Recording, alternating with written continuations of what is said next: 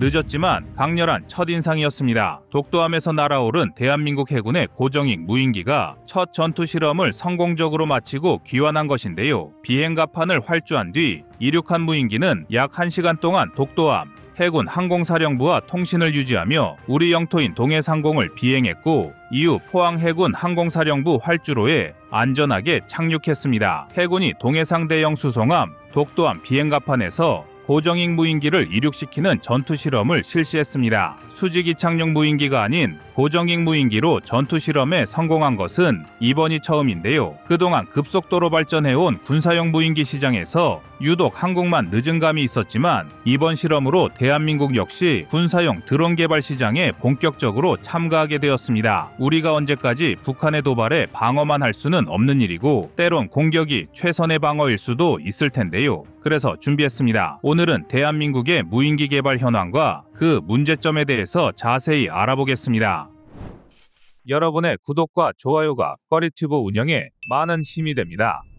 대한민국 해군의 독도함에서 고정익 무인기가 성공적으로 발진한 것은 대한민국 무인 전투 체계의 새로운 시대를 알리는 신호탄이었습니다. 대한민국은 늦었지만 이번 실험을 통해 한국형 무인기가 전장 환경에서 어떤 역할을 할 수 있는지 명확히 입증했으며 특히 독도함과 같은 해상 함정에서 발진했다는 점에서 그 의미가 매우 큽니다. 한국형 무인기 개발은 해양 유무인 복합 전투체계 구축의 일환으로 엄중한 안보 상황에서 굳건한 군사 대비 태세를 확립하고 무인 항공 전력을 조기 확보 운용할 방안을 모색하기 위해 진행됐습니다. 그리고 무기체계 국산화라는 명확한 목표 아래 우리 기업의 우리 기술로 개발이 진행됐는데요. 그동안 고정익 무인기는 회전익 무인기에 비해 빠른 속력과 넓은 활동 범위를 갖기 때문에 해상에서 효과적으로 운용할 수 있지만 대부분 육상에 긴 활주로에서 이착륙하고 운용돼 그동안 함정에서 운용이 제한됐습니다. 그러나 이번 전투 실험에 성공한 무인기는 100m 이내의 길이가 짧은 함정의 비행갑판에서 활주한 뒤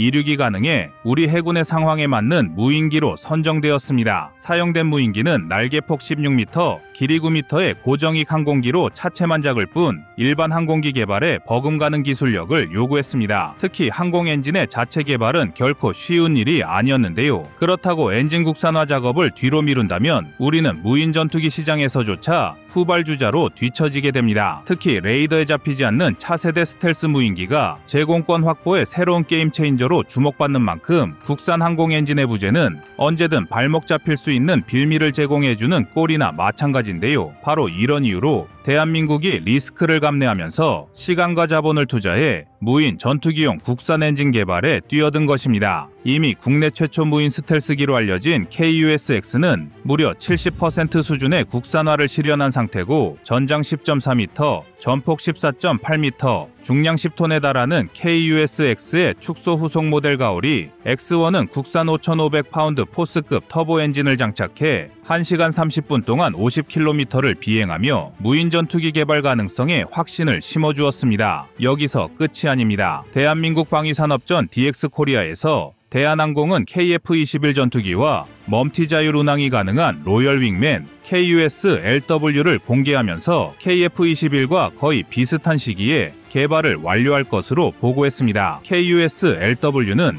2024년으로 예정되어 있는 5,500파운드 포스급 완제 터보팬 엔진의 비행 시험이 끝난 뒤인 2025년 첫 비행에 나설 예정으로 이후 추가적인 개선 사항들에 대한 점검 후인 2027년에는 곧바로 KT-1 터보프롭 훈련기와 공중 데이터 연동 테스트, 즉 멈티 기능에 대한 시험을 진행할 예정입니다. 시기적으로 보면 KF-21이 블록 1 양산을 끝내고 블록 2 개량을 시작했을 때인데요. 즉 KF-21과 KUS, LW를 동시에 개발해 남들보다 빨리 5.5세대, 6세대기를 완성하겠다는 계획이라 할 수 있습니다. 후발주자로 뒤늦게 무인기 시장에 뛰어든 대한민국이 어느새 정상권 그룹에 이름을 올리게 된 것인데요. 얼마 전까지만 해도 이미 검증된 외상고 성능의 엔진과 부품을 써야 한다던 일부 주장은 소리 소문 없이 사라졌습니다. 그러나 아직 최정상까지의 길은 멀고 선발주자들의 기술 수준은 놀라움을 넘어 두려운 수준입니다. 가령 호주의 방산업체가 우크라이나에 지원한 PPDS라는 이름의 자폭 드론은 동체가 골판지로 만들어져 있음에도 러시아 본토에 위치한 쿠르스크 공항까지 날아가 전투기 5대를 파괴했습니다. 여기에 이미 미국은 AI가 조종하는 무인 전투기 XQ-58A 발키리의 시험 비행까지 완료했습니다. 훈련에 참여한 관계자의 말을 빌리자면 발키리는 거의 완벽한 자율 비행과 타격이 가능했고 동시에 인간의 인지 범위를 아득히 뛰어넘는 상황 판단과 기동을 선보였다고 하는데요. 이것이 벌써 1년 전의 일이고 선두그룹의 무인기 기술이 어디까지 발전했는지는 쉽게 가늠이 안 될 정도입니다. 미국은 이미 MQ-1 프레데터를 1995년부터 정찰용으로 실전에 투입했고 테러와의 전쟁을 선포한 2001년부터는 아프가니스탄에서 MQ-9 리퍼를 고고도 정찰 드론으로 MQ-1 프레데터를 본격적인 무인 전투기로 활용해왔습니다. 미 육군 개량형인 AQ-1C 그레이 이글의 경우 공대지 무장으로 AGM-114 헬파이어 미사일을 4기 혹은 GBU-44 4기를 탑재할 수 있는데요. 이러한 무장 단계가 의미하는 것은 무인기가 전술기에 근접 항공 지원을 대체할 수 있는 진정한 전투기로 활용할 수 있게 된 것입니다. 그리고 MQ-1 프레데터의 개량형인 MQ-9 리퍼에서는 충분히 단독 작전을 수행할 수 있는 레벨이 되었습니다. 이제 현대전은 무인기를 빼놓고 전략을 구성할 수 없는 수준이 되었습니다. 우크라이나 전쟁에서도 40분 가까이 공중을 배회하던 무인기가 적군의 전차 상부를 노려 탑 어택 공격을 시도한 예는 무수히 많습니다. 오히려 인명피해가 없고 조준 시간을 절약할 수 있다는 점에서 제블린과 같은 대전차 미사일보다 훨씬 뛰어나고 유용한 무기라 할 수 있습니다. 세계적으로 무인기는 전쟁 양상을 급속히 변화시키고 있으며 특히 미국, 중국, 이스라엘 등이 이 분야에서 강력한 입지를 구축하고 있습니다. 한국은 뒤늦게 무인기 개발을 본격화했지만 4차 산업혁명 기술을 접목하여 급격히 발전하고 있습니다. 무인기의 자세 스펙에 대해선 추후 밝혀지겠지만 현재 대한민국의 주요 무인기 개발사는 한국항공우주산업과 한화에어로스페이스인데요. 이번 독도함에서의 첫 비행 실험은 대한민국 무인기 개발의 대표적인 사례로 자리매김할 가능성이 큽니다. 독도함과 같은 대형 함정에서 고정익 무인기가 발진한 것은 해상작전의 폭을 크게 넓힐 기회이며 대한민국의 해양방어 능력을 한 단계 높일 수 있는 기반을 마련해 줍니다. 특히 독도함은 대형 상륙함으로써 다양한 임무를 수행할 수 있는 다목적 플랫폼이기 때문에 무인기 운용이 가능해지면 전술적 유연성이 더욱 강화됩니다. 무인기 기술은 이제 전 세계적으로 필수적인 전력으로 자리 잡고 있으며 이를 보유하지 못한 국가는 전략적 약점을 보일 수밖에 없습니다. 한국형 무인기는 국산화된 첨단 기술을 바탕으로 만들어졌기 때문에 외부의 기술 종속에서 벗어나 자주 국방의 실현에 중요한 역할을 하고 있습니다. 현재 개발된 고정익 무인기는 정찰뿐만 아니라 타격 능력도 갖추고 있어 향후 전장에서는 더욱 다재다능한 역할을 할 것입니다. 이번 전투 시험을 성공적으로 마친 무인 전투기는 전장 10.9m, 전폭 19.8m의 미국산 MQ-9 리퍼와 비슷한 크기의 스펙마저 유사한 것으로 알려졌는데요. 소형 전술기에 버금갈 정도로 덩치가 커진 만큼 다양한 용도로 운용될 것으로 전망되고 있습니다. 독도와 이어도 같은 지역에서 상시적인 감시와 공격 능력을 제공할 수 있어 다른 국가와의 해양 갈등에서 큰 우위를 점할 수 있으며 특히 중국이나 일본과의 해상 갈등이 빈번한 상황에서 무인기의 활용은 대한민국의 해양 방어 전략을 크게 강화시킬 수 있습니다. 앞으로 한국은 무인기 전력의 다각화를 통해 육상, 해상, 공중 전장을 아우르는 포괄적인 무인 체계를 구축할 계획입니다. 이번 독도함 실험은 그 첫걸음으로 향후 대형 함정뿐만 아니라 중소형 함정에서도 무인기를 운용할 수 있는 기술이 개발될 것으로 보입니다. 또한 현재 한국형 무인기는 AI 기반의 자율비행과 타격 기술까지 접목할 예정이며 이는 향후 유사시적의 핵심 지휘부나 주요 무기 체계를 정밀 타격할 수 있는 능력을 갖추게 될 것입니다. 대한민국의 무인기 기술이 고도화됨에 따라 이를 국외 수출하여 방산 수출 확대에도 기여할 수 있습니다. 현재 한국은 중동, 동남아 등 다양한 국가들과 무인기 수출 가능성을 타진하고 있으며 특히 한국의 무인기 기술이 비용 효율적이고 성능이 우수하다는 평가를 받고 있어 경쟁력을 갖추고 있습니다. 이러한 기술력은 향후 글로벌 무인기 시장에서 한국의 입지를 크게 강화할 것으로 보이며 대한민국은 미국, 이스라엘에 이어 무인기 강국으로 자리 잡을 수 있을 것입니다. 미래 전장은 사람이 직접 나서기 힘든 다양한 환경에서의 전투가 중심이 될 것이며 무인기의 역할은 더욱 중요해질 것입니다. 한국형 무인기는 이러한 변화에 선제적으로 대응할 수 있도록 설계되고 있으며 이는 대한민국군이 향후 다양한 상황에서 전략 전략적 우위를 점하는 데 중요한 역할을 할 것입니다. 특히 무인기를 통한 전장 정보 수집과 실시간 정밀 타격 능력은 대한민국의 국방력을 획기적으로 향상시킬 것입니다. 한국형 무인기는 향후 대한민국이 동북아시아에서 확고한 국방력을 유지하는 데 중요한 역할을 할 것이며, 이를 통해 한국은 자주 국방의 길을 보다 확고히 다져나갈 수 있을 것입니다. 여러분의 구독과 좋아요가 꺼리튜브 운영에 많은 힘이 됩니다. 다음은 24년 9월 5일 KF-21 윙맨 영상입니다. 미국은 무인 항공기 기술의 선도국으로 로열 윙맨 개념의 무인 편대기에 대해 집중적인 개발을 진행하고 있습니다. 로열 윙맨은 유인 전투기와 함께 작전을 수행하는 자율무인 전투기를 의미하는 것으로, 이 개념은 유인 전투기의 보조 역할을 하는 무인기를 통해 전투 능력을 확장하고 위험한 임무를 대신 수행하게 함으로써 유인 전투기의 생존성을 높이는 것이 핵심입니다. 보잉사가 주도하는 이 프로젝트는 F-35와 같은 유인 전투기와 함께 비행하며 임무를 수행하는 무인기를 의미합니다. 이 무인기 편대는 공중전, 정찰, 전자전 등 다양한 임무를 수행할 수 있도록 설계되었으며, AI 기술을 통해 자율적인 판단을 내리고 유인기와의 협동작전이 가능하도록 개발되고 있습니다. 따라서 로열 윙맨 기술의 핵심은 AI를 기반으로 하여 자율비행 시스템을 통해 독립적으로 판단하고 임무를 수행하는 무인기의 성능이라 할 수 있는데요.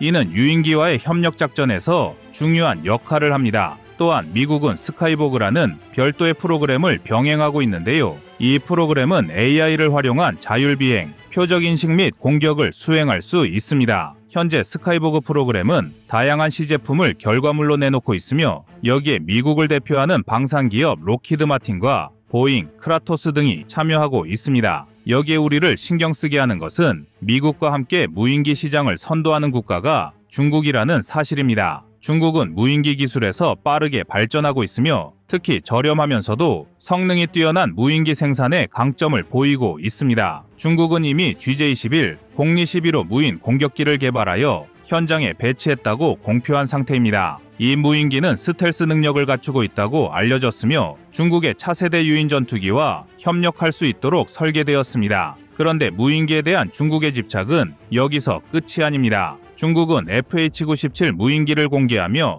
무인기 편대라는 개념도 선보이고 있는데요. 이 무인기는 AI와 고도의 자율 시스템을 갖추고 있어 유인 전투기와 함께 작전을 수행할 수 있는데, 여기에 가격까지 저렴해 소모성 임무를 포함 다양한 작전에 활용될 전망입니다. 물론 중국이 말하는 스텔스 성능과 유인 전투기와의 상호통신 기능을 100% 믿기엔 여러 의혹이 존재합니다. 후술하겠지만 아직 실체가 공개되지도 않은 차세대 전투기와 완벽하게 협력한다는 것 자체가 말이 안 되는 소설 같은 이야기인데요. 심지어 일각에서는 미국의 제재로 핵심 반도체 칩의 수급이 어려운 상황에서 중국의 무인기 개발은 불가능할 것이라는 주장이 나오고 있습니다. 전쟁 중인 러시아도 무인기 기술 개발에 박차를 가하고 있지만 미국이나 중국에 비해 다소 뒤처진 것으로 평가받고 있습니다. 그러나 러시아 수호이 57과 협력할 수 있도록 설계된 S-70 아우트니크비 무인기는 기본적으로 스텔스 설계의 다양한 공격 및 정찰 임무를 수행할 수 있으며 AI 기반 자율비행 능력을 갖추고 있는 것으로 알려져 있습니다. 그러나 일부 루머에 의하면 20톤에 가까운 기체 무게의 사이즈도 대형 기체 축에 드는 수호이 시리즈에 밀리지 않을 정도로 거대하다고 하는데요. 레이더 탐지를 피하는 것을 목표로 하는 스텔스 무인기로는 수상한 점이 한둘이 아닙니다. 또한 스텔스 기술의 완성도가 미국의 스텔스 드론, 예를 들어 RQ-170 또는 X-47B와 비교했을 때 부족할 수 있다는 우려에, 전술한 대로 이 무인기의 크기와 설계 특징으로 인해 레이더 반사 면적이 미국의 무인기보다 클 가능성이 대두되고 있습니다. 이미 S-70 아우트니크비의 개발은 초기 계획보다 지연된 상태인데요. 여기엔 설계의 복잡성과 자금 문제, 그리고 기술적인 어려움 등 다양한 요인으로 있지만, 무엇보다 전쟁을 치르고 있는 러시아가 언제쯤 이 무인 편대를 실전에 배치할 수 있을지는 미지수입니다. 일부 루머에 의하면 초기 작전 능력 미달로 프로젝트가 잠정 중단되었다는 소식도 흘러나오는 지경입니다. 유럽의 주요 국가들도 무인기 편대 기술에 관한 연구를 활발히 진행하고 있습니다. 유럽의 방산 강국인 독일, 프랑스, 스페인은 FCAS 프로그램을 통해 6세대 전투기와 무인기 편대를 동시에 개발하고 있습니다. FCAS의 목표는 유럽의 공중 우위를 유지하는 것으로 유인 전투기와 무인기가 팀을 이루어 다양한 임무를 수행하는 것을 목표로 하고 있는데요. 2040년대 초반 배치를 목표로 하고 있지만 우크라이나 전쟁 지원으로 각국의 자금줄이 마른 상황에서 실전 배치까지는 시간이 좀 더 필요해 보입니다. 영국은 독자적으로 LANCA 프로젝트를 진행하고 있는데요. 다른 국가보다 비교적 소형, 경량의 무인 전투기 편대를 개발하는 것을 목표로 하고 있습니다. 이 무인기 편대는 타이푼이나 미래 6세대기와 협력하여 작전을 수행할 수 있도록 설계되었다고 하는데요. 대부분의 전문가는 21세기 들어 사양길로 접어든 영국의 항공방위 산업의 수준으로 볼 때 프로젝트 완료까지 아주 오랜 시간이 필요할 것으로 전망 중입니다. 우리 대한민국 역시 자주국방을 목표로 다양한 무인기 개발 프로젝트를 추진 중입니다. 우선 미국이나 호주와 비슷한 한국판 로열 윙맨 개념의 프로젝트를 추진 중인데요. 국방과학연구소 ADD를 필두로 카이와 LIGNX1, 한화 등 국내 굴지의 방산 회사가 모두 참여한 대규모 개발 사업입니다. 이 프로젝트의 개념은 이미 세계적으로 유사한 시스템이지만 KF-21 보람의 전투기와의 협력을 목표로 개발되고 있다는 점과 반도체 강국 대한민국이 독자 개발한다는 것에서 세계적인 주목을 받고 있습니다. 2023년부터 프로토타입 무인기의 시험 비행이 진행되고 있으며 이 과정에서 다양한 작전 시나리오가 검증되고 시스템의 성능이 평가 중인 것으로 알려져 있습니다. 여기엔 스텔스 성능은 기본이고 고급 AI 알고리즘을 통한 자율비행 및 전술적 결정을 독자적으로 내릴 수 있는 AI 시스템이 탑재되어 있는데요. 유인 전투기의 명령 없이도 특정 임무를 수행하거나 위협에 대응할 수 있는 자율성을 목표로 하고 있습니다. 한국판 로열 윙맨이 세계적인 추세를 따른 무인 편대 시스템이라면 KUCAV는 한국 독자적인 스텔스 무인 공격기 프로젝트입니다. KUCAV 로열 윙맨처럼 스텔스와 자율비행 능력 외에 다양한 무장 탑재와 전자전 장비를 특징으로 합니다. KUCAV는 미국의 X-47B, 러시아의 S-70 아우트니크-B, 중국의 GJ-11 등과 경쟁할 수 있는 성능을 목표로 하고 있으며 대한민국의 독자적인 첨단 전자 기술과 스텔스 설계 경험을 바탕으로 개발되는 만큼 글로벌 시장에서 경쟁력 있는 무인 전투기로 자리매김할 잠재력이 있다는 평가를 받고 있습니다. 특히 IT와 반도체 강국인 한국은 전자장비와 AI 기술에서 강점이 있어 KUCAV의 첨단 센서와 데이터 링크 시스템, 자율비행 및 전자전 능력을 보유하고 있습니다. 그리고 2022년 공개된 KF-21 복좌형 버전을 보고 많은 전문가들이 이런 설계가 무인기 편대 조종을 위한 예비 단계였다고 보고 있는데요. 자체적인 국산 전투기 KF-21까지 보유했다는 점에서 이런 기능을 통합시키는데 기술적 우위와 차별성을 지니고 있습니다. 그러나 여전히 세계 2위로 평가받는 중국 무인기의 발전 수준은 우리가 신경 써야 할 부분입니다. 무인기 편대라는 개념을 선보인 데 이어 저렴한 가격대의 무인기를 찍어내는 수준의 중국 생산 능력은 타의 추종을 불허하고 있는데요. 그러나 중국산이라는 태생적 한계와 함께 몇 가지 문제점이 존재합니다. 중국산 무인기는 여전히 서방산 무인기와 비교했을 때 기술적 신뢰성이 부족하다는 평가를 받고 있으며 특히 장시간 고도에서의 비행 안정성이나 극한 환경에서의 운영 능력에서 많은 의문이 있습니다. 또한 값싸게 생산하는 대규모 생산 과정에서 품질 관리로 제품 간의 성능 편차가 크며 중국 전투기의 문제점으로 항시 지적받는 스텔스 성능도 아직 미완의 기술이라는 평가가 많습니다. 더구나 미국의 제재로 제한된 자원, 특히 첨단 부품의 수급이 부족해 자율비행 능력과 AI 통합 수준, 그리고 AI 알고리즘은 서방의 무인기보다 낮다는 평가를 받고 있습니다. 그리고 초기 구매 비용만 저렴할 뿐 상상을 초월하는 장기적인 유지보수 비용은 두고두고 욕먹는 중국 방산의 전통적인 단점입니다. 현재 세계 각국은 6세대기와 함께 무인 편대기 개발에 집중하고 있으며 이들 무인기는 자율비행, AI 기반 전술 결정, 유인기와의 협력 작전 능력을 갖추는 방향으로 발전하고 있습니다. 우리 역시 최근 진일보한 기술 역량을 보여주고 있으며 특히 KF-21은 보여준 것보다 앞으로 보여줄 것이 많은 전투기인 만큼 무인기와 같은 새로운 옵션은 미래방산 시장에서 인정받을 중요한 메리트가 될 전망인데요. KF-21의 윙맨 프로젝트는 한국 방위 산업의 미래를 대표하는 중요한 이정표인 동시에 독자적인 첨단 무인 전투 시스템을 보유한 국가로 자리매김할 기회가 될 것입니다. 여러분의 구독과 좋아요가 꺼리튜브 운영에 많은 힘이 됩니다. 다음은 24년 1월 29일 멈티 분석 영상입니다. 얼마 전 미국의 언론 매체가 충격적인 비유를 하며 한국의 인구 감소에 대한 기사를 게재한 적이 있습니다. 뉴욕타임스가 한국의 합계 출산율이 0.7명이라는 점을 언급하며 이러한 출산율이 지속될 경우 한국 인구의 감소 속도가 14세기 중세유럽에서 흑사병 창궐 이후 인구 감소보다 더 빠를 수 있다고 비교한 것입니다. 칼럼니스트 로스다우댓은 현재 출산율이 지속될 경우 한 세대가 200명일 때 다음 세대에는 70명으로 줄어들고 이는 흑사병이 유럽에 가져온 것보다 더 빠른 인구 감소라고 지적했습니다. 그는 이러한 인구 감소가 한국 사회를 위기에 빠뜨릴 수 있으며 연령 피라미드의 급격한 역전으로 경제가 쇠퇴할 수 있다고 우려했습니다. 특히 낮은 출산율로 인해 한국이 유능한 군대를 유지하지 못할 경우 현재 출산율이 1.8명인 북한이 침공할 가능성도 있다고 언급했습니다. 우리나라의 심각한 저출산과 고령화는 국방 분야에서 큰 우려를 야기하고 있는데요. 2040년경에는 군 병력 유지가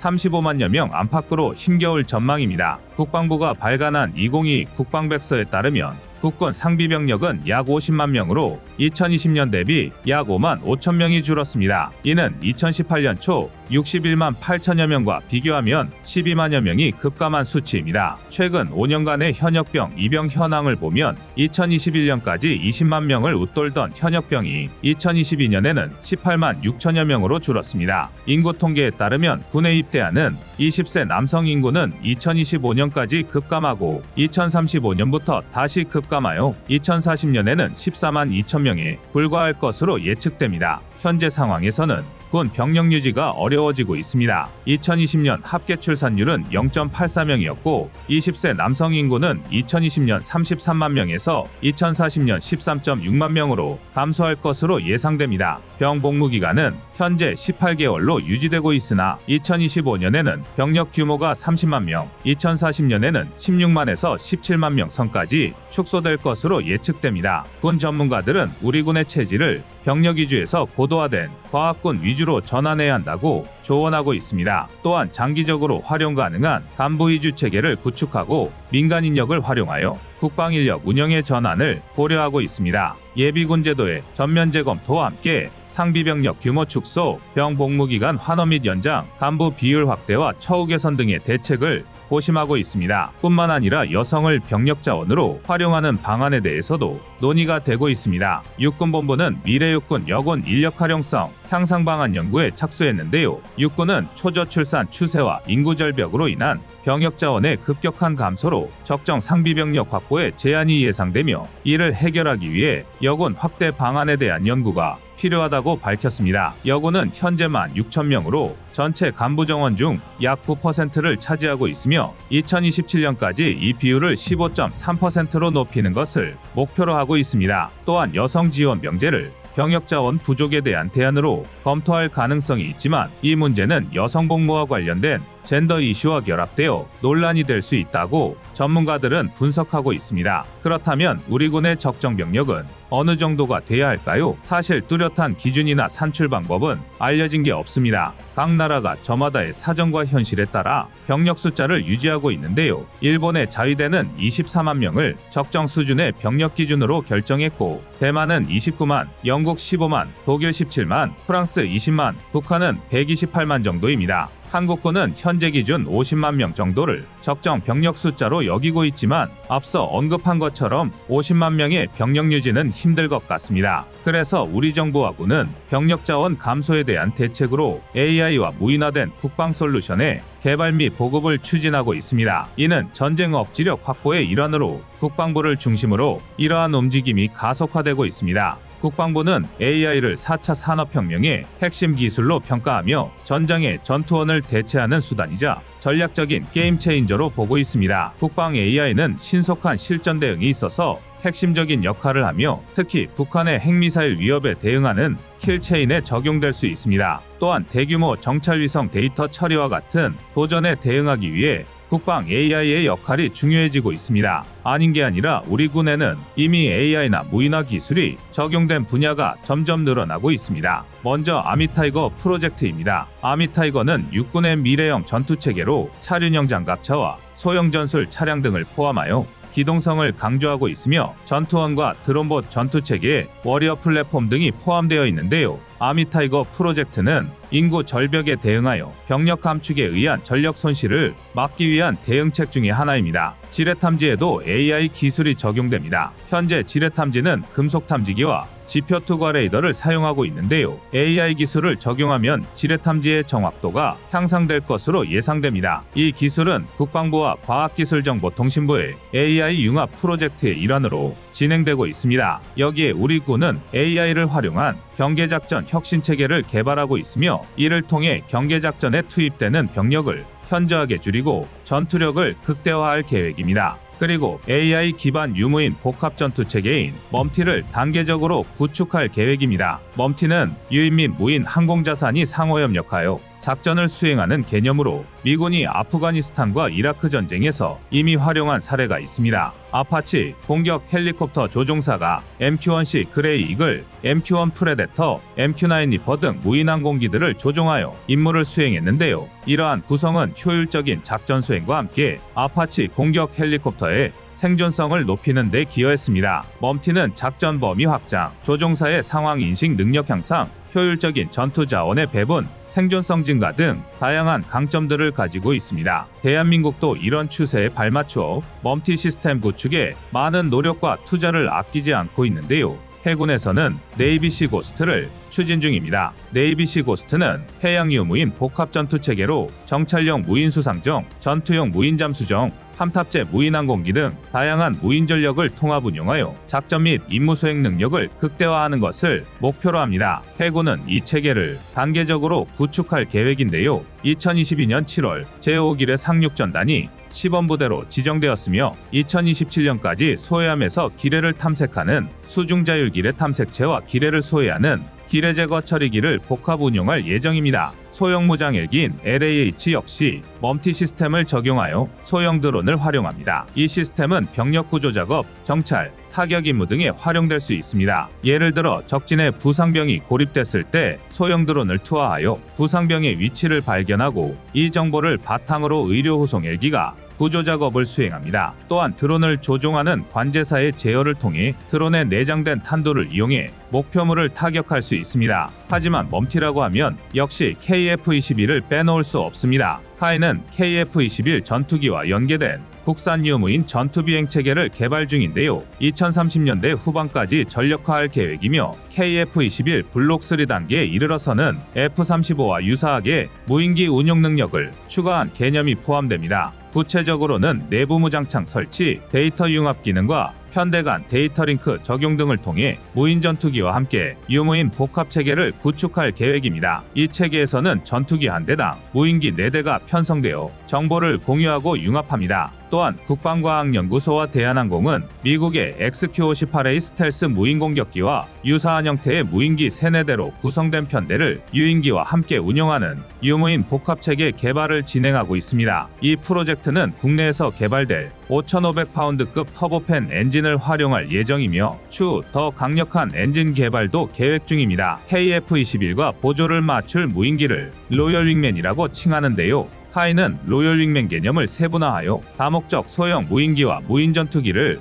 함께 운용할 계획입니다. 이는 필요한 비행시험 데이터를 빠르게 축적하고 임무에 따라 최적의 조합으로 유무인 합동작전을 수행할 수 있게 합니다. 특히 하이로우 믹스 방식을 적용하여 경제적인 운용과 다양한 전술적 대응이 가능해질 것으로 예상됩니다. 이게 다가 아닙니다. 미래에는 무인기의 수준을 뛰어넘어서 로봇이 직접 전투기를 조종하는 모습을 볼 수 있을지도 모릅니다. 카이스트의 심현철 교수 연구팀이 휴머노이드 비행조종사 파이봇 개발에 성공한 것입니다. 이 로봇은 세계 최초로 비행기를 조종하는 기술을 갖춘 로봇이며 항공 차트 및 조작 매뉴얼을 기억하고 인간 조종사보다 빠르게 대응하는 것이 가능하다고 합니다. 파이봇은 인간과 유사한 형태로 몸에 달린 카메라와 팔다리를 이용하여 조종하며 비행기를 개조할 필요 없이 조종석에 앉을 수도 있습니다. 파이봇은 자동 비행 장치와는 달리 인간 조종사가 해야 할 모든 일을 감당하며 비행의 안전성과 효율성을 높일 수 있도록 만들어졌습니다. 현재는 비행 시뮬레이터에서 모든 과정을 수행하고 있으며 실제 경비행기 조종에도 적용될 예정입니다. 이러한 로봇 파일럿 기술은 항공 분야에서의 인공지능과 로보틱스 기술의 발전을 보여주며 기존 항공기의 자동 비행 장치나 무인 비행만 가능한 무인항공기와는 차별화된 접근법을 제공합니다. 대한민국의 인구 감소는 어제 오늘의 일이 아니고 현재와 미래의 심각한 문제를 초래할 것으로 예상됩니다. 또한 국방력의 여러 측면에서 악영향을 미칠 수 있는데요. AI와 무인화 체계 등을 적극 활용해 병력 자원 감소에 대응해야 할 것 같습니다. 이상 꺼리튜브였습니다.